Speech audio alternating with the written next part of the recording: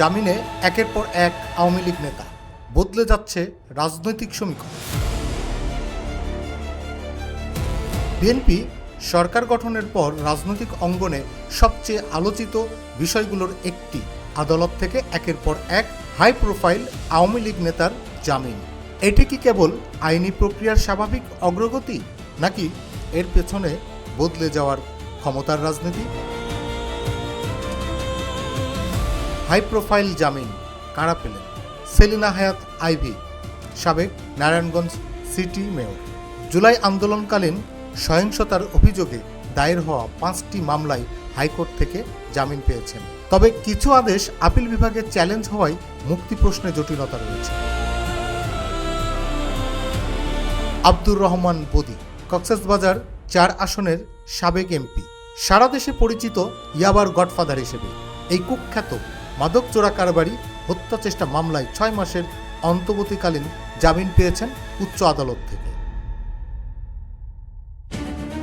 তালুকদার মোহাম্মদ ইউনুস, বরিশাল জেলা আওয়ামী লীগের সাধারণ সম্পাদক ও সাবেক এমপি।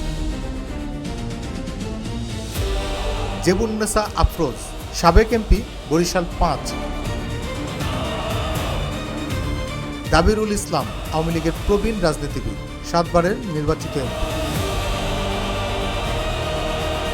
এছাড়াও আরও স্থানীয় পর্যায়ের আওয়ামী লীগের নেতাকর্মীরা। প্রশ্ন উঠছে, কেন রাজনৈতিক সহিংসতার মামলা? আইন বিশেষজ্ঞদের একাংশ বলছেন, ক্ষমতা পরিবর্তনের পর রাজনৈতিক মামলার ঢল নামে। এই মামলাগুলোর অনেকই দুর্বল প্রমাণ ভিত্তিক, ফলে আদালতে টিকছে না। বিচার বিভাগের স্বাধীনতা। অন্য বিশ্লেষকরা বলছেন, এটি বিচার বিভাগের স্বাভাবিক স্বাধীনতার বহিঃপ্রকাশ, যেখানে অভিযোগ প্রমাণিত না হওয়া পর্যন্ত জামিন মৌলিক অধিকার। রাজনৈতিক বার্তা।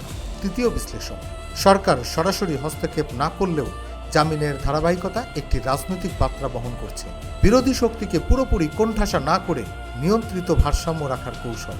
বাস্তবতা কি বলছে? অধিকাংশ মামলায় 2024 সালের সহিংসতা, নাশকতা ও আন্দোলনকে ঘিরে। এক মামলায় জামিন পেলেও অনেক নেতা অন্য মামলায় গ্রেপ্তার হচ্ছেন। আইনি লড়াই এখন দীর্ঘমেয়াদী রাজনৈতিক লড়াইয়ের রূপ নিচ্ছে। জামিন মানেই অব্যাহতি নয়, কিন্তু ধারাবাহিক জামিন রাজনৈতিক সমীকরণে বড় পরিবর্তনের ইঙ্গিত দেয়।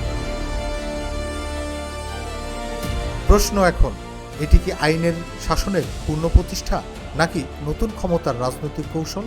বাংলাদেশের রাজনীতিতে আদালত এখন আর শুধু বিচারালয় নয়, এটি হয়ে উঠেছে সবচেয়ে গুরুত্বপূর্ণ রাজনৈতিক মঞ্চ। Desk report, infinity Bangla.